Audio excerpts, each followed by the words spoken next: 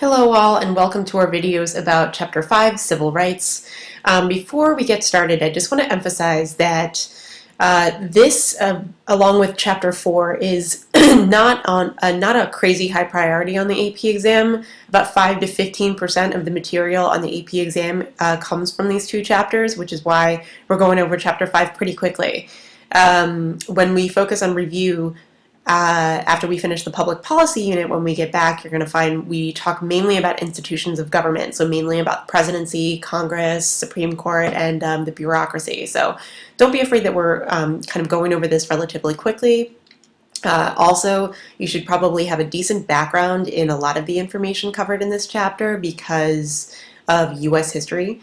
So without further ado, let's get started. So we're talking about civil rights today. We already talked about civil liberties. Again, civil rights are focusing on protecting people against the government, but this time it's specifically protecting people against arbitrary discrimination by the government. So in other words, if the government institutes some sort of law that classifies people based on race, based on gender, based on ethnicity, that could be something that violates civil rights. And we will talk about instances in history where there have been laws that ultimately were deemed violations of civil rights. Okay, so again, the key word is arbitrary here, some kind of law that ultimately classifies race, gender, ethnicity. There are a number of ways that we can debate whether or not civil rights actually protect equality or if they go too far. Some of the things we will focus on today, the continuing debate regarding affirmative action. We'll also talk about gender discrimination. You should know that the Equal Rights Amendment that went before Congress in the states in 1972 ultimately failed. So as we consider women under the law, there still is a certain degree of arbitrary classification of women. Is this something that's constitutional, or is this something that we need to continue to examine? And this map actually shows us the failed Equal Rights Amendment. You see that, well, first off, the Equal Rights Amendment in 1972 did pass in Congress, but then when it went to the states for ratification, you can see that it was very close to being ratified. It actually only failed by 3 states. So really a major disappointment for feminist activists, and also it extends into our conversation about equality, civil rights, and gender discrimination in particular.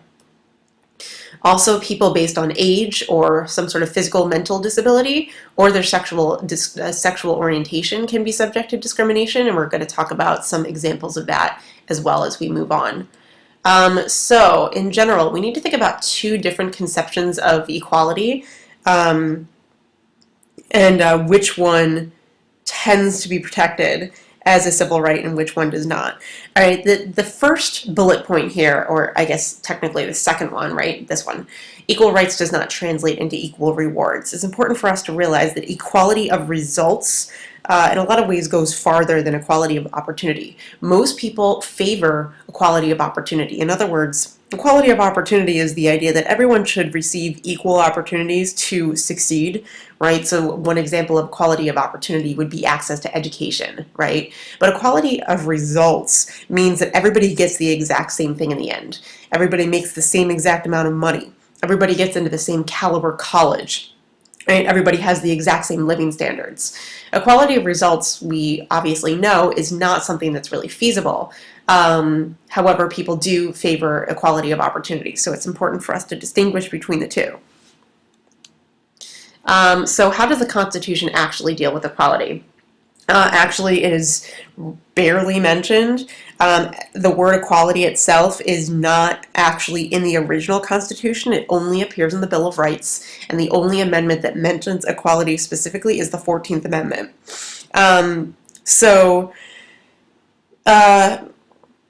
What the Bill of Rights, the 14th Amendment in particular, is trying to do is to guarantee privileges to everyone, not just specific groups, right? It forbids the denial of equal protection of the laws. So in other words, no matter what your either gender, ethnicity, race is, according to the 14th Amendment, all laws should treat you equally. And we know that the 14th Amendment applies equally to the federal government and to state laws.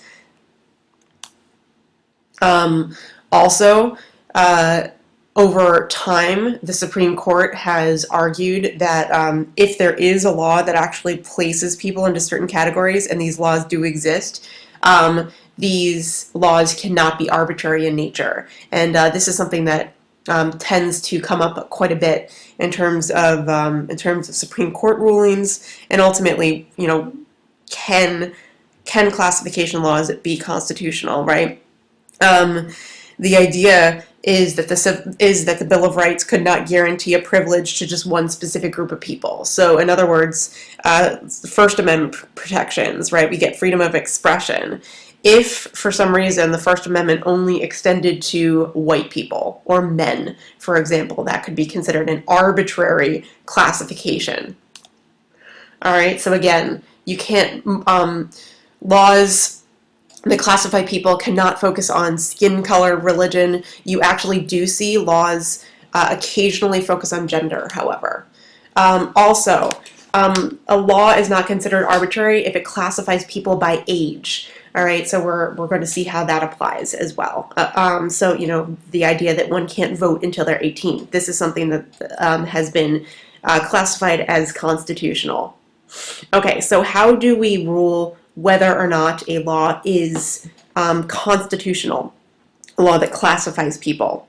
So again, if a law classifies people, it cannot violate equal protection of the laws. And what the court has done over time is it's developed 3 different levels of judicial scrutiny to decide if a law actually violates equal protection. All right, so the first level of scrutiny is reasonable classifications. So it is deemed reasonable if this law has some sort of rational relationship to a legitimate government purpose. So again, age restriction applies here. It seems legitimate that you cannot extend the vote to people under the age of 18. So this falls under the category of a reasonable standard of review. Inherently suspect. Okay, so inherently suspect is the next step up, right? In general, at this level of judicial scrutiny, an inherently suspect classification is presumed invalid unless it serves a compelling interest. There we go. We go back to compelling interest. We already discussed this with regard to the First Amendment in the last chapter. So if there's a racial or ethnic classification in a law, the only way that it can be deemed valid is if the government can prove that there's some sort of compelling interest. Very, very hard to prove, so inherently suspect laws tend to be considered unconstitutional. And then you have one that falls into the middle, intermediate scrutiny. All right, so in other words, you can have a law that actually is considered valid if there's a substantial relationship to a legislative purpose. Gender clarifications a lot of times fall under the immediate scrutiny standard. All right, so in other words, you know, there is a law that ultimately applies the military draft to only men, and this also relates to the failed Equal Rights Amendment. This is something that falls under intermediate scrutiny and therefore has been upheld. All right, so with regard to gender, we find ourselves in this middle category. All right, so a little bit of an historical review. You should actually be familiar with a lot of this from U.S. history. So let's bring ourselves back to 1896 with the Plessy versus Ferguson case. Actually, you know what? We're going to go a little bit farther back to the Civil War era with the Dred Scott versus Sanford case. Now, you may remember that Dred Scott, who sued for his freedom after he crossed into free territory, ultimately was denied his freedom by the Supreme Court by Chief Justice Roger Taney, who ultimately said that that because Dred Scott was considered property under the law, that he had absolutely no rights under the Constitution and therefore could not sue for his freedom. So that's one of the first historical precedents we have as far as how the court considered civil rights and African Americans. So we see that the scope is relatively narrow at the beginning. But then the scope opens up with the 14th Amendment after the Civil War that actually establishes the criteria for citizenship. And it goes beyond African Americans, obviously, but it was really monumental for African Americans after the Civil War. We know that all persons born or naturalized in the U.S. are considered citizens under the 14th Amendment. So this really broadens who is meant to be treated equally under the law. And of course, as I said earlier, the 14th Amendment is the first time we actually see the word equality in part of the Constitution. Reconstruction is a really important era to, again, kind of define the rights of African Americans. And unfortunately, they were limited during this period. After the 13th, 14th, and 15th amendments are ratified, we find that at a state level, there were significant efforts to try to prevent African Americans from having the same civil rights as their white counterparts. These Jim Crow laws, all right, they were on a state level, but ultimately what they did was they allowed segregation. All right, so ultimately it was legal for African Americans to go to different schools, to drink out of different water fountains, and so on. Segregation also was something that was prevailing in the government itself. The military actually was segregated up until the Korean War. Because segregation actually persists in the federal government, we can see that it was relatively difficult for the government to deal with things like Jim Crow laws as well. Okay. Also, there was a series of civil rights cases throughout the Reconstruction era that ultimately upheld private institutions and individuals to discriminate based on race. All right, now we go to 1896 with the Plessy versus Ferguson case, which, again, was something that sort of narrows the scope of civil rights with regard to African Americans. It argued that that facilities could be segregated so long as they were equal. All right, so an important case, 1896 there. Also, what we start to see in the middle of the 20th century is a gradual desegregation of areas of the government, but again, gradual is the key word. You see that after World War II, President Truman actually worked to desegregate the armed forces. Also, FDR worked to desegregate the cabinet during the New Deal, but these efforts are relatively limited. And also, of course, since it's desegregating the government in general, we don't necessarily see desegregation spreading to the state level, particularly in southern states. The real major accomplishments to extend the scope of civil rights with regard to African Americans come in the 1950s and 60s. Of course, we are familiar with the 1954 Brown versus Board decision, which effectively reverses the Plessy decision, right? Inherently, separate was not equal was the court's unanimous vote. Also, you know that this is the Warren Court, which is significant because Warren was an Eisenhower appointee who ultimately proved to be quite liberal. The other thing that happens after Brown versus Board is the government institutes what it calls all deliberate speed to ultimately work to desegregate schools. So you see that there is a significant effort to sort of implement this decision as fast as possible. We also see that what Brown versus Board does is it outlaws de jure segregation, in other words, segregation by law, right? What it cannot do as easily is outlaw de facto segregation, which basically means that there is segregation, but it's not actually upheld by the law. We still see a lot of de facto segregation exist now. You don't have to go too far away from where we live. In New Haven, there's a pretty significant racial segregation based on neighborhood.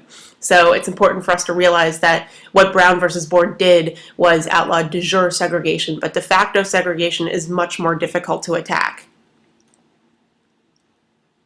Okay, continuing into the 1960s, the Civil Rights Act of 1964, signed by President Johnson, is also really monumental. This also shows us that even though Brown overturned Plessy, the desegregation process was relatively slow until this act was passed in the 60s. Right, what this act does that really speeds up desegregation is that it specifically says that you cannot discriminate in a public place and you cannot discriminate based on race in jobs, right? It also creates the Equal Employment Opportunity Commission, or the EEOC, which is important because this actually launches investigations on different forms of discrimination. Some judges also went farther to try to order busing of students to achieve racially balanced schools. and the Civil Rights Act of 1964 denied federal funds to segregated schools. So you see that this Civil Rights Act really speeds up this process. These videos are capped at 15 minutes apiece, so I'm just going to stop here and pick up with another video in just a moment.